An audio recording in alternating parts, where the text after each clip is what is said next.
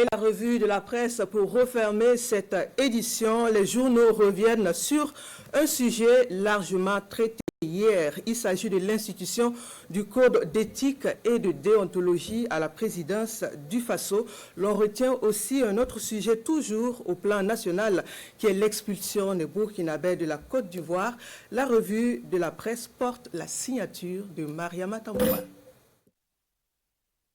Conseil des ministres des Burkinabés refoulés de la Côte d'Ivoire au mépris des règles humanitaires, rapporte en première page l'Express du Faso. Le quotidien Bobolais, qui reprend les propos du ministre d'État porte-parole du gouvernement, indique que le Conseil a pris connaissance de la situation des 173 Burkinabés refoulés de la Côte d'Ivoire. Citoyen informe de son côté qu'une délégation gouvernementale était au chevet des 173 compatriotes à Niangoloko. Le confrère précise que c'est le siège de l'association TON à la frontière Burkina Faso-Côte d'Ivoire qui a accueilli mardi 16 juillet ces Burkinabés refoulés de la Côte d'Ivoire. Le plus âgé a 75 ans et le plus jeune un bébé de 4 mois. Ce jeudi matin, les quotidiens burkinabés continuent de commenter l'information sur l'institution d'un code d'éthique et de déontologie à la présidence du Faso.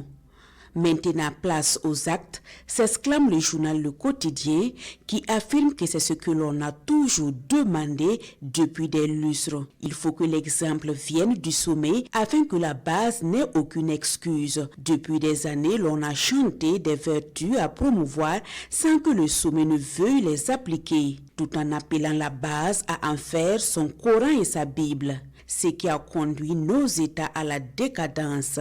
L'Express du Faso pense pour sa part que la présidence du Faso, en faisant cela, voudrait que les ministères et institutions en fassent autant. Mais il faudra surtout veiller à ce que cette cellule anticorruption ait les mains libres pour traquer les brebis galeuses, car l'administration est une continuité et ses animateurs ne changent pas du jour au lendemain.